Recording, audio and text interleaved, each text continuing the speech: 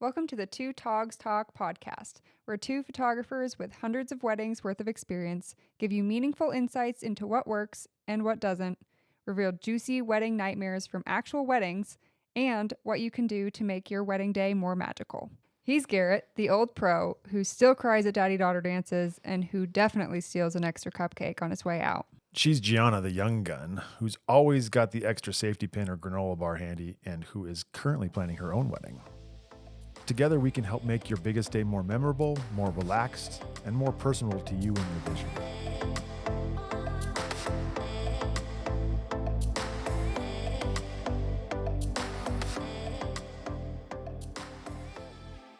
Hey friends, welcome back to the Two Togs podcast. Welcome back to your second installment of a history lesson as to what weddings were and how they worked. Last time we talked about why groomsmen were called bride knights. We discussed how many goats we thought we were worth. And anyway, today we're going to go a little bit more into depth than some of the other traditions. We talked about wedding dresses. We talked about groomsmen. We talked about bridesmaids. We talked about the transfer, the father bringing the bride down and first looks and all that kind of stuff. Today we're going to talk a little bit more about some of the other traditions. We're going to talk about some cake. We're going to talk about wedding rings and, the something old, something new, something borrowed, something blue, all that kind of stuff. And a sixpence in your shoe. And a sixpence in your shoe. I've actually seen that. I have too, yeah. A couple times. Those Anyway. are fun. What the heck is a sixpence? Okay. Anyway, I thought it was a penny. I'm not going to lie. I think so. Yeah, I think that's probably the equivalent. It's like, why are you walking around on a penny? Okay, so today we're going to start with one of the bigger traditions, I feel like, at a wedding with the And cake. I feel like at a lot of weddings, we even still get questioned, like, what are we supposed to do? And like, what layer of the cake are we cutting? What are we supposed to do with it? Still waiting for somebody to like ninja chop their cake and be like, ha-cha. I have a friend that just recently got married. We were not their wedding, but they used an axe to cut their wedding cake. Nice. Kind of sick. Yeah. So one of my favorite wedding cake stories was the couple was behind the cake. They were doing the cute and wrapping their arms together and cutting the cake and everything. What they didn't see was on the front end of the cake, there was a little kid that had snuck up to the front of the cake table, and he was sneaking pieces of the cake. Oh my God. So they were waiting for a knife or a plate or something to get to do their part of it. Well, this kid had made like 3 passes through here and got, a sizable amount of cake off the front of their cake. Well, the 4th time he went through this thing, they caught him. They were like, "Hey, you!" And the kid just like frosting all over his face was like, "Oh God!" and took off and ran around. Oh my God. I saw the whole thing the whole time, and I was giggling the whole time. I didn't say anything about it. I was like, "Oh, this is great. I'm going to take a couple pictures of this. This is good." That's awesome. Okay, so talk to us about why wedding cake is a thing. Yeah. So wedding cake has gone through a lot of iterations over the years. But initially it started as bread, like a loaf of bread. God, I can't speak today. A lot of the sources were saying kind of starting in Greek and Rome, but it would symbolize the wealth and celebration. You'd have like these elaborate bread loaves. But in early traditions, the groom would actually then take this loaf and break it over the bride's head to signify like submission and fertility and all that fun stuff. I don't think we need to bring back the submission and fertility part, but the breaking the bread it would over be somebody's funny. face would be kind of fun. So then, it kind of transitioned from the bread to once they kind of got more like sugar and stuff and learned how to bake cakes. They just started stacking higher and higher, and it kind of just was like a sign of wealth how big your cake was. But then couples were challenged to kiss over top of the cake. So their cake could be like four not stories. What is it? 4 tiers? Yeah. Is that what they're called? Yeah, 4 tiers high. And then they'd have to like lean over and kiss without knocking it over. And if they were to do it without knocking it over, it would be a sign of a prosperous future. As you're talking about that, I think about the scene in the Sandlot movie where they're running from the dog and they're running up and down and the 2 guys are holding the cake and then all of a sudden the thing falls away. I don't know. Yes. But yeah, so the next time we watch a groom smash some wedding cake into his bride's face, we can just tell him that he's being very traditional. Yeah. Because they used to try and break bread over people's faces. Exactly. Yeah, okay, so yeah. But yeah, so then it kind of transitioned from that into, it was basically solely the bride's job to cut the cake, and then handed out to the guests, and it was symbolizing the loss of virginity. So as the guest list grew and more people came, it was just a lot of work for her to have to go and give cake to everyone. So then the groom was like, yeah, I guess I can help you. So then it became the cutting together. Chivalry. And then it would symbolize a little bit more of the partnership. And Chivalry is not dead, folks. yeah. Chivalry And so then it is not dead. hand over the bride's hand to show his support as a promise to take care of her in their future. And it got a little bit more happy as we moved along here. But yeah, having the cake cut and then delivered to all of your guests is kind of a symbol of good luck. So Sure. yeah. So the wedding cake thing we've seen a lot of different iterations of this. And I think a majority of the time it's both of the couple cutting the cake together, right? It's up to them at that point, how cute they want to be with it and how aggressive they want to be with it. One of the things that we've talked about on here a couple different times, I think it was part of our wedding tips a couple times ago, when we were talking about if you don't want cake smashed in your face, using a fork or using some sort of utensil, which makes him less likely to, like physically smash you in the face with a spoon or a fork or something. That's a great option. We've seen lots of alternatives to cake as well, right? So there's we've seen cookie bars, we've seen pies, and potluck style pies. Okay, hey, we're gonna bring all the grandmas and the aunts together, and they're gonna bake us, 10 different types of pies, and we're gonna go for it. And ice cream bars and any kind of dessert that you could think of has basically been turned into this. So right. There's a lot of ways to use I that. think the multi-tiered cake is less and less popular. We still see it occasionally, right? But I think a lot of times what it turns into is like cupcakes. Cupcakes are a lot easier to distribute to people. Yeah. You can get a lot more variety in the cupcakes, right? You can do different flavors and different stuff. Just understand that I am walking out the door with an extra cupcake or two at the end of any of this. I have a random collection of cake plates at my house from different venues that as I'm walking out the door, I'm just like, whatever, this is coming with me. And so I have, a random plate from this place and a random fork from that place. So, anyway, so if you're a caterer missing forks and knives, check out Garrett's house. I probably have it. It's probably okay. We've also seen kind of back all the way to the traditional. I mean, there's been those, I forget what they're called, but it's like around a bottle, I believe, of champagne of some sort. I think this is a Scandinavian or Greek or something. Yeah, and there's a bunch of layers of like circular bread discs is what I'm going to call them. And they go up to the top, but then they basically take it together and they pull it, and however many layers of rings of the cake come off. Yeah, that's how many kids you're going to have.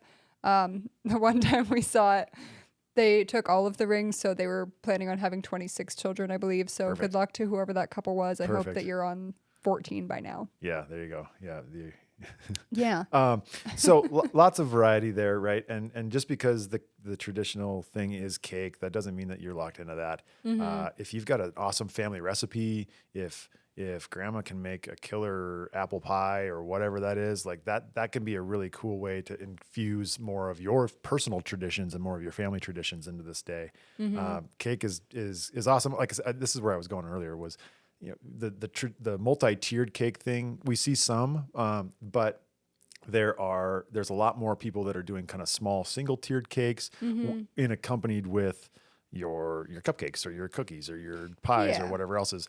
There is a tradition that some people like to follow if you do a multi-tiered cake where a lot of times what the bride and groom will do is cut the bottom part, and they'll so the bottom tiers will be distributed to the guests, but the top tier is something that you can then freeze, and the tradition states that you're supposed to eat this on your your first wedding anniversary, right? We did this. Doesn't taste cake a year later after a year in the freezer is not the most moist thing you'll ever it's not the best thing that you'll ever eat, but the tradition piece of that is kind of fun. We do get a lot of questions from brides as they're going through this process, like which part of this cake do I cut? Like, do I cut the back? And that's usually the first question. Are you planning on keeping this thing for the year to put it in the freezer? And they go 90% of the time is what? Yeah, I didn't even know that was a thing, right? So if not, don't worry about it. Cut whatever you want to cut. If you don't want smashed cake in your face, use a fork, and then go from there. I got some cake. Cake has.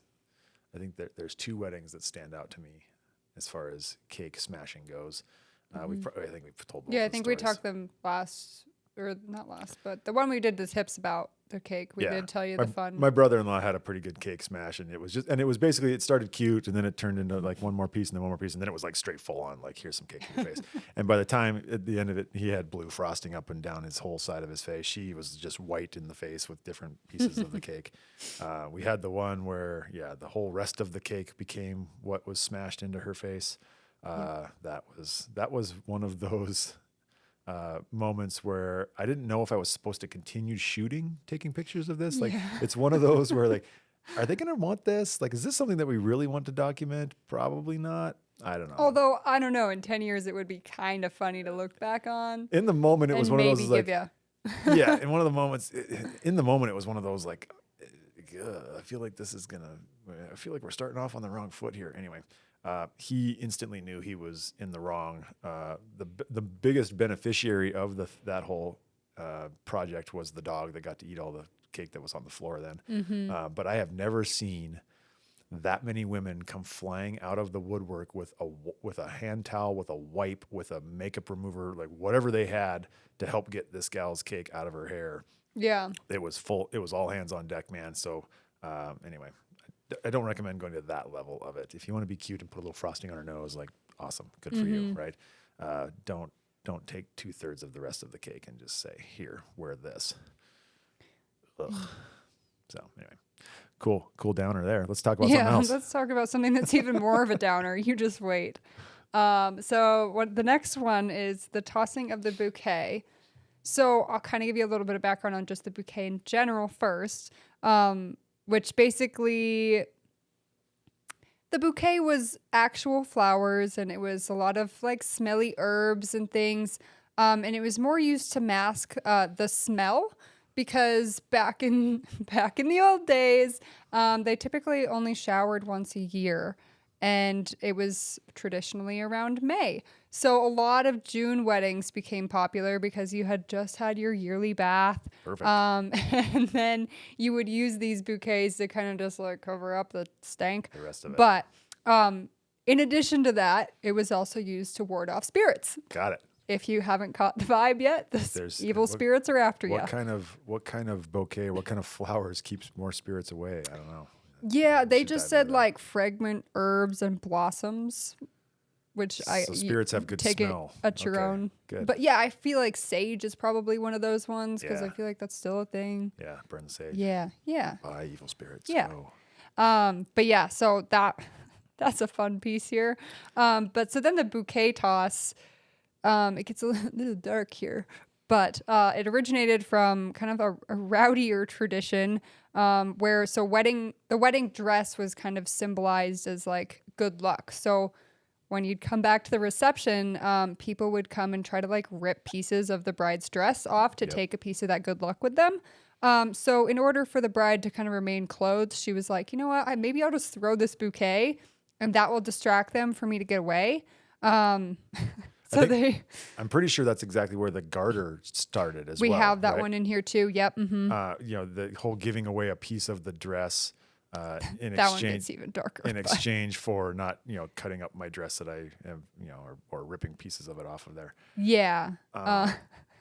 Yeah. So your flowers back in the day weren't just for the pretty looks, the pretty looks and the color coordination. It was to make sure you were presentable and yeah. It was, okay. So a lot of times now people have two different bouquets. They have a bouquet that they walk down the aisle with, and then there's a toss bouquet, they call it. It's basically like a smaller version of what your normal bouquet looks like. Yeah, a cheaper version, it's basically. Cheaper, and it's less likely to cause a concussion if this thing was flying across the room. Some of these bouquets, man, they're huge, thick and heavy, and we have lots of brides that are like, oh my gosh, my arms are sore from holding on to this thing all day.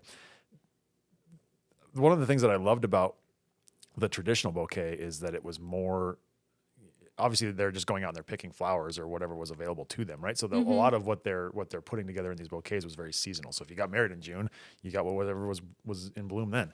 If you were getting married later in the year, you got whatever. So I think that is a tip that I would recommend to somebody as they're going through this is try to stay in the vein of the season that you're in, right? And I think that's probably a fairly common suggestion from these flower folks as they're going through there, because a lot of it just comes down to availability and what kind of as it goes from there.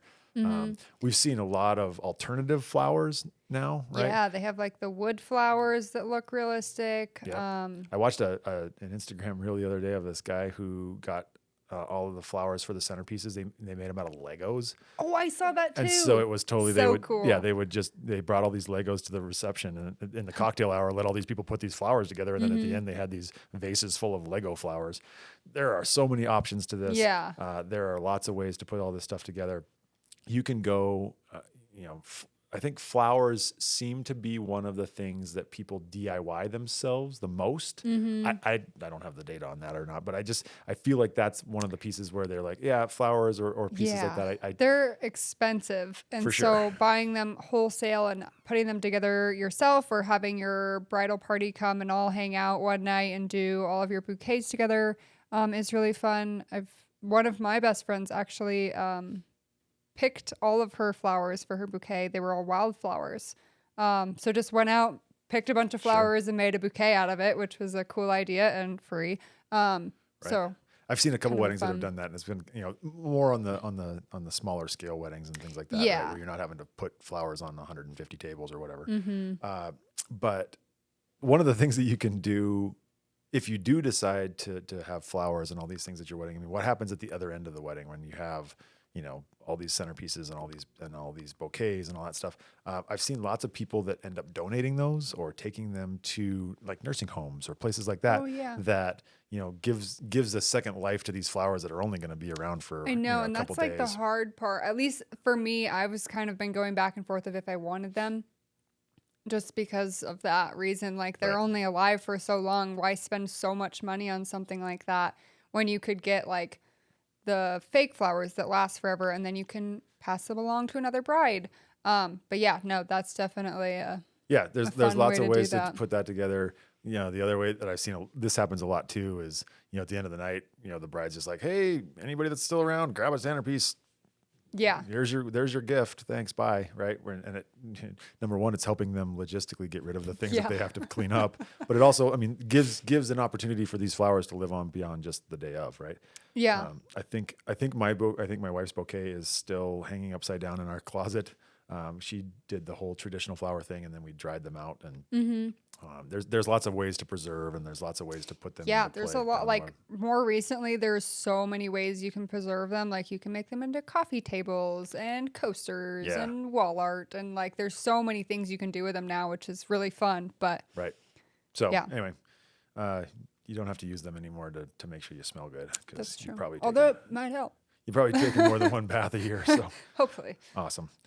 So the garter is kind of another one of those pieces that is part of that. I mean, you often see that in combination with the bouquet toss. There's a groom might do a garter toss. And that one, if you don't want to listen to this, you don't have to. But that one is basically, the garter traditionally was kind of like a piece of their underwear, because they wore those like big poofy fun things. And so after the ceremony, it was kind of tradition to have the couple go off and literally consummate the marriage. And they would have to bring evidence that happened. So if it wasn't someone at the door with you, you'd have to bring a piece of that garter to prove that you did that. So it still had the same symbol basically as the dress. It was good luck to have it. So when they would get back, show everyone at the wedding like, woohoo, we did it, we're married. And then they'd throw it, and then they'd have a piece of good luck with them. Right. So you didn't have to rip your dress into pieces. Yeah, or whatnot. exactly. So same kind of tradition to save the dress, but a little bit weirder. I don't know what to bring into the traditional realm with this. I mean, I think that I think we do see a lot of garters and a lot of garter tosses. Now I think they're a lot more, they're a lot more personable.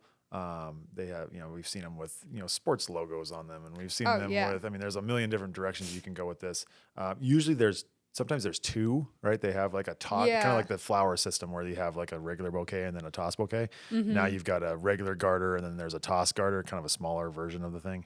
Yeah. Usually, they make a big show out of bringing the groom out and Making him take it off. funny. The funniest ones are when they bring the groomsmen out. They bring the best man out Oh, and make him the yes. table, and then the bride has to sit on him like a table, right? Like he's on his fours, and then anyway, it's Or even better, when the groomsman gets in a dress of his own and commits to shaving his leg and puts the garter on his own leg for the groom to take off. Those ones are epic. that's a level of commitment we don't expect from any of our clients.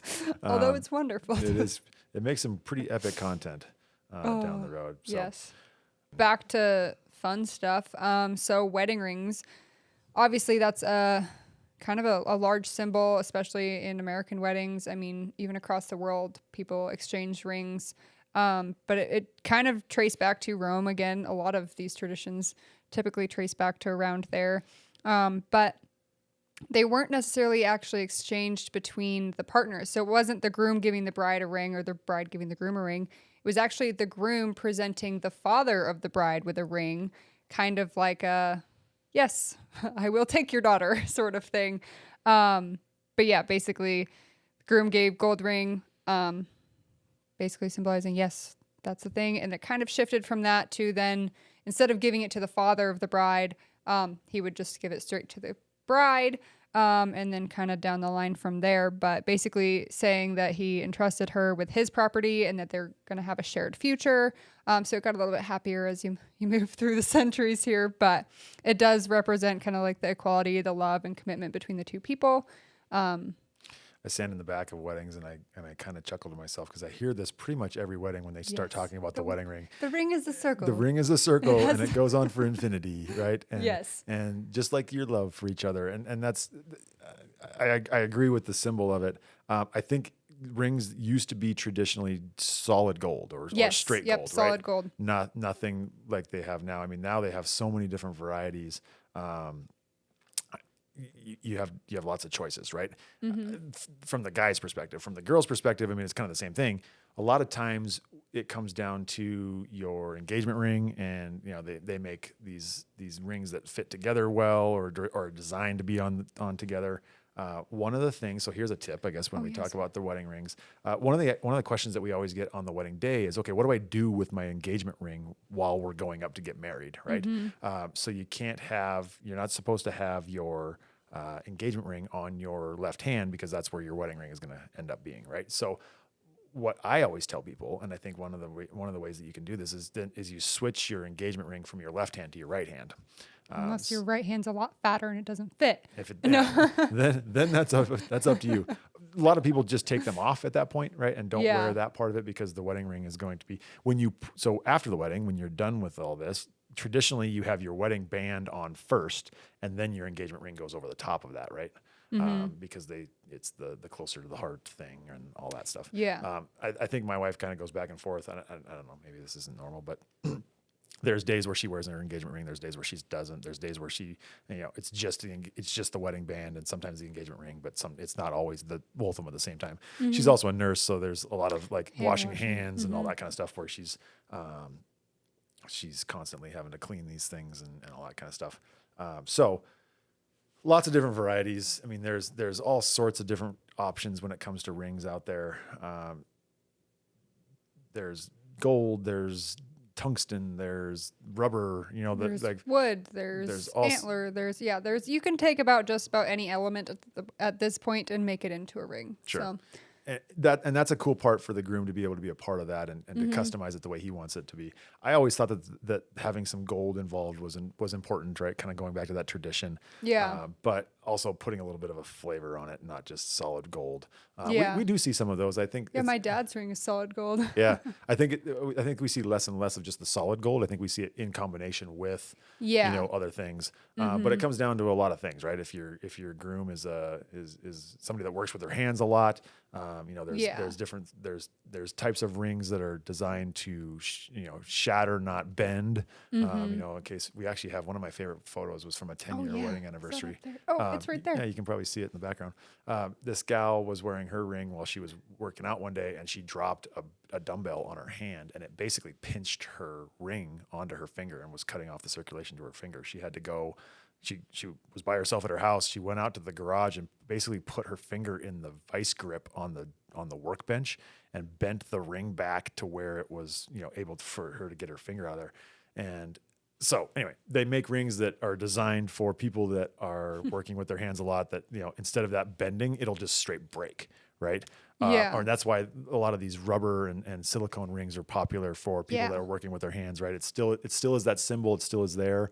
But it is also, a little bit more practical. safer and not Yeah, gonna, safe. gonna get your finger cut off or whatever. So Yeah, no, I've seen some horror stories of that too, where they didn't have one of those breakaways and they got their finger caught and their finger came off. So, just be cognizant about what your spouse does for a living Right. and think about it Yeah. a little bit more practically. it doesn't have to be something where their ring is on, or we've seen lots of clients that have multiple rings, right? Like you've got the kind of the fancy nice ring that goes on for the ceremony, but then if this is, if he's out working with his hands all day, he wears the rubber or the silicone ring for, while he's working, and then this one becomes the one that he wears when he's not, right? So lots of options, lots of varieties there. Yeah, So, and the nice part about those silicone rings is you can buy packs of them on Amazon for like $5. yeah, if your groom is a very forgetful kind of guy, if he takes them off and doesn't remember where it went, Yes. Anyway, so Awesome. Okay, so staying on the wedding ring track, the ring, obviously in American tradition, or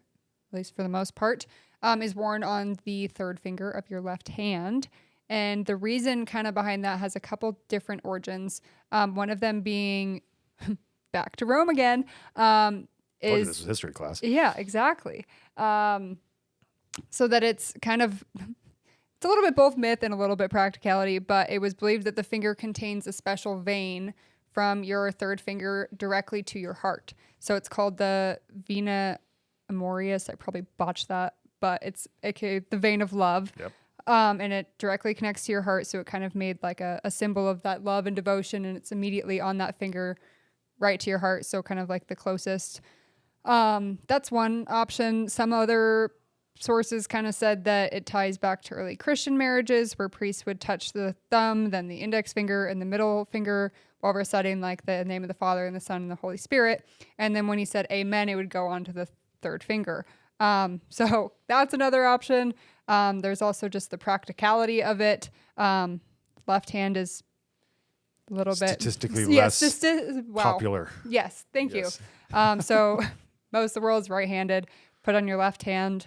Risk of damage goes down a little bit. But yeah, and it's different around the world. Not everyone wears their wedding ring on their third finger. Some cultures wear them on their thumbs. Some wear them on like their pointer fingers. But yeah, all across the globe, it's completely different. So it's kind of fun. I guess you get to decide what story you want to believe there. Yeah, I think the vein of love one's kind of cool. Yeah, I guess do we have any medical professionals in the comments that could Yes, someone please can help. verify that there is actually a vein that goes I straight think from the there finger? is. There's got to be. Hey, Google. We'll Google it. We'll Siri it for you and Yeah. see what we can find. Awesome. Okay. I don't know. I mean, I think we've talked about some good stuff when it comes to the wedding bands and the wedding rings. Okay. So let's talk about the traditional saying at a wedding. And I think we've pretty much all heard this: something old, something new, something borrowed, something blue, right? Yes. Talk to me about where that came from. So that is actually not the full rhyme, Oh. which a lot of people don't know. There is a fifth line, and that is a sixpence in your shoe. Oh, we paraphrased. Yes, we did paraphrase. It dates back to 19th century Lancaster, England, Lancashire, somewhere in England. That I'm gonna mispronounce. So Sorry, Lancashire. sorry, love you. Anyway, England. So basically, the rhyme has each line of the rhyme has a different meaning. Obviously, something old would represent the bride's past and her connection to kind of like family and roots. A lot of times we see, something of grandma's, or there was a scarf. There was this old wedding ring. This was a portion or- of my mom's wedding dress or my grandma's wedding dress, right? Yeah, so there's a lot of different ways you incorporate that. Something new is usually to symbolize like optimism, the bright future together. This is a new joining together of people. So just kind of like that celebratory aspect. A lot of times. This is where it's a good It's like- opportunity to give your spouse a gift on your Yeah, wedding day. so that a could lot be of times like that a gift, necklace or earrings. here's a bracelet, here's a pendant, here's a whatever this is, right? That's where we see the something new. Yeah, something new. And then it goes to something borrowed, which usually, I guess traditionally, I don't know that it still is this, but you would take it from like a happily married individual, kind of that their hope, but that their good fortune of a good marriage is passed on to this new couple, kind of fun. Yeah. And again, that could come from, usually that's something of mom and dad's, or maybe that's something Yeah. of some sort of a good family member, a good connection there. Something blue would then represent like the purity, kind of love, fidelity, all the happy things. And I should have done more research as to why blue, but that'd be interesting Yeah. to know. Why not pink? Because it rhymes with new. I mean, obviously Yeah. you can't say something orange. Right? Like that's boring. Lots of shades there, right? I mean, we've got Oh yeah, we've got anything. versions really. of all sorts of stuff there. You get to decide what that is. The sixpence in the shoe thing. We've seen that a couple times, actually. Yeah, and a lot of people don't even know that that's even part of it. So it's Right. kind of fun when you come across a bride that does know the whole one and has that. Right. Yeah. So, and I've seen a couple where it was, this is a penny from the year I was born, or Oh yeah, that's a fun way to do it was, this is the penny that my grandparents used, or I don't know if you can track that or if you keep that kind of stuff, but You can always say that you did. yeah, this was get an older penny, and yeah, there can be significance in some of that as well. Yeah. But basically all of these things are just gathered from relatives, close family, from friends. A lot of them are like female influences. It's giving them support, community, well wishes to the couple. It's kind of just like a fun little thing to add to your wedding. I mean, we see people do it. We see people not included at all. Some pieces, not others. Right. So it's just kind of a fun little. Yeah, it just kind of adds to the level of tradition, and it's totally up to you as to how far down this road you want to pursue. So Yeah. talk to those around you. Find the happily married couple and steal their stuff and use it on your wedding day. Yeah. Why not? Okay, so the last one we're going to talk about is kind of the end of the night ritual, and that is carrying the bride over the threshold. I'm glad you went that direction. The end of the night ritual, that sounded a lot dirtier than what you were. God. Anyway, sorry. Yeah, so no, this is prior to that part. We are talking about when they are entering the location that they're entering that night, whether that is their house or a Airbnb or a tent or whatever it is. The tradition kind of goes all the way back, and it was both in suspicion or superstition and practicality. The superstition being that brides were vulnerable to evil spirits, and especially through her feet. So, and then also, I guess, that the threshold of the door carries a lot of evil spirits. So if the bride were to then walk over this threshold, she could be bringing these into their new home together. So the groom would then carry her over to kind of just negate some of those risks of the evil spirits. Got it. Because if they would haunt her and bring them into the home, it just bring misfortune for the rest of their lives. Right. I think the funnier version of this that I kind of liked better was the other practical reason was so that the bride wouldn't trip into the home, because Right. tripping over the threshold would also bring misfortune. So if this clumsy bride then tripped over the threshold, they basically ruined their marriage. Yeah. You have to go to the emergency room on your wedding night because you tripped on the door going into your hotel room. Yeah, a little less fun. Yeah, exactly. Yeah, but those are kind of the main two. Some of the other ones were basically to have her not look too excited to go into the home, to consummate the marriage. But I like the tripping one best. That's kind of my favorite. Yeah, So. no, that's good. We have lots of couples that go lots of different directions. I mean, I've seen, we had a wedding here in town that had a big giant tent set up outside of the venue, kind of a camping, bigger than a camping tent, like a canvas tent, I think is what I'm going for here, which is kind of fun. And I know that they try to do that as well, the whole carrying, because they talked about it, after the fact. It's just a fun tradition. Yeah. So make sure that your bride doesn't knock her head on the nightstand by carrying her over the threshold. That will add to the great fortune of your wedding day. No more evil spirits. Keep the evil Be spirits. fun. Yeah. Well, basically, there's a lot more, but I kind of wanted to limit to just a reasonable amount of knowledge. There's a lot of traditions that come from a lot of different places. I would be interested to hear if your family has specific, or if your lineage has specific traditions as it comes to weddings. As we've had conversations with lots of different people, we understand that there's lots of different ways that weddings are put together around the world, right? These ones that we've discussed in this episode and the last one are kind of more of the traditional American versions. And obviously they stem back to different places like England and Rome and all these different places. But we anyway. want to do another one of these, but kind of compare and contrast like different types of like weddings, whether that's a Greek wedding or a Catholic wedding or a Jewish wedding. I don't know, just a lot of different styles of weddings. And I mean, we have all of these inside of the United States. So it'd be fun to just kind of compare and contrast as those go through as well. So if you have information, let us know. We'll bring the podcast on the road at some point and work through all these things. Anyway, at this point, I guess the takeaway again, hopefully for you, is to understand kind of, here's some of the parts that are built into a traditional wedding. Just because they are part of the lore and the tradition does not mean that they have to be a part of your day, right? If you choose to do some of these things, great. If you choose not to do some of these things, great, right? Again, going back to our premise of all of the weddings that we love the most are the ones that make them their own, right? Take the traditions that make the most sense, put your personal flair on them, and then just enjoy the day, right? Just because all these people have done these in the past doesn't mean that this is the way that weddings have to be set up. Feel free to put your own fingerprint on your wedding, and it'll make that day even more special and more perfect. So, Sweet. Okay. Alrighty. Well, we're ready for that red button. So thanks for coming along. We'll come back with you again next week with some other cool content. Sweet. Red button. Red button.